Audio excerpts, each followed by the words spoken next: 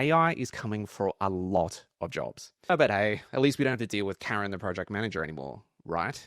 Wrong. The future of work isn't about mass unemployment. It's actually about a shift so fundamental. It makes the Industrial Revolution sort of look like a minor software update. You may recognize this form of factory. Factories take all sorts of forms, from modern offices to modern manufacturing plants, i.e., Boeing.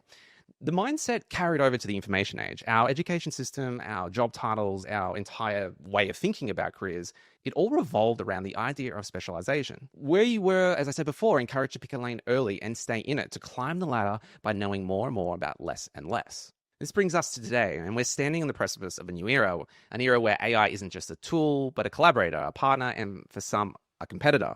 And the question isn't whether AI will change the way we work, it's already doing that.